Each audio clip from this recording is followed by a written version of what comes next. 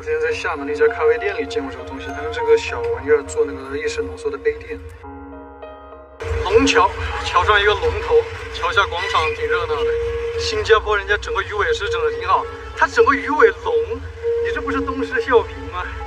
再看到他眼睛是个爱心，我会喷火的。Coldplay 演唱会的眼镜。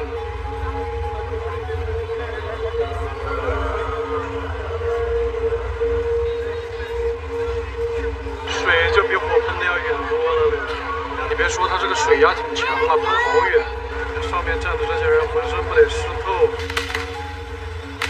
这放烟花是干啥呀？这只房间起码可以睡4个人，主卧2个，沙发我放倒了也可以睡一个当床。我的蛋槽垫往地上一铺又可以睡一个。才发现咱这可以坐在马桶上看电视。致命缺点，洗澡水不热，9分变6分。一觉睡醒突然反应过来，我昨天好像忘记吃饭了。民宿的卫生就是相对来说要差一点。刚刚在这晒裤子，裤子上爬了隐翅虫，吹到旁边去。又来吃米其林了，10块一杯无酒精莫吉托，蒜蓉奶油虾16万，还有一份烤肉米线。服务员会帮忙剥虾，真好。只管吃就行了，这也太爽了。它配有炸的这个小馒头蘸这个奶油蒜蓉汁，汤粉吃多了试试干粉也挺好的。光盘好吃。岘港这片海滩真的比芽庄的还要好，它这个沙子超级细软，白色的。买个椰子往那沙滩椅上一躺，惬意坏了。这还有个小孩在学冲浪。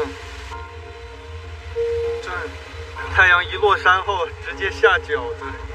2片专门划定出来的游泳区域。今天是咱们在岘港的最后一天了。这个狗狗脖子上有那个限制器。今天还没有什么运动量，徒步3公里，再去吃一家米其林越南粉。走2步一身的汗。傍晚太阳落山了还好，白天的30多度真顶不住。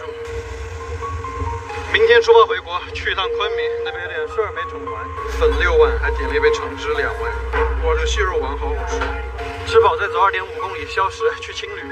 订了个机场旁63一晚的青旅，这个巷子感觉有被刀的可能性啊！初中的时候那些雷肥都喜欢在这种巷子里头窝着。nice 靠窗座位，直接飞昆明的话机票太贵了，要1000多，先花375飞河内。他们的管理好混乱啊，9点飞胡志明的和9点飞河内的在同一个登机口，还20多分钟起飞了，换到另外一个登机口。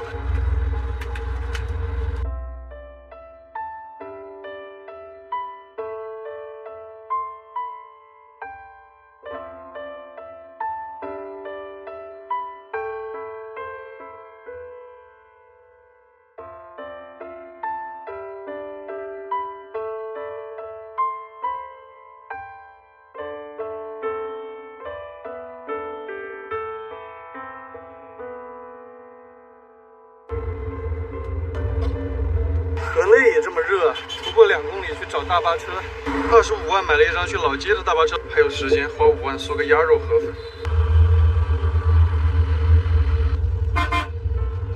1点多出发，6点多到，也是大巴转小巴，下车之后又免费摆渡车。还没过关都已经收到云南文旅短信了，中国河口回家了，回家了。身上多了10万越南盾，换成了25块人民币 ，nice。这应该是我到过的第3个我国陆路海关口岸。第一个是聂拉木的樟木口岸，第2个是新疆的霍尔果斯口岸。跟他们的海关大门对比一下，咱们的这个大门霸气多了。每次回国看那些老外排队，然后自己走电子通道，好爽啊！放心消费步行街。过境后这边小吃店老板娘也是越南人，尝尝越南卷粉。右边这边是咱们中国，河对岸是越南。隔天清早到达河口北站，花54块5买了张去昆明的火车票。昆明气温好舒服啊！这趟来昆明主要是因为之前在这边买了一台摩托车摩旅滇藏线嘛，后来卖掉了。之前卖的时候就说好必须过户的，他拖了半年还没有过户。半年多以来，这台摩托车还一直在我名下，万一他哪天摔了撞了，我还得负什么连带责任，就麻烦了。又来吃臭豆腐小锅米线，一发入魂，开出筋了。Nighty night。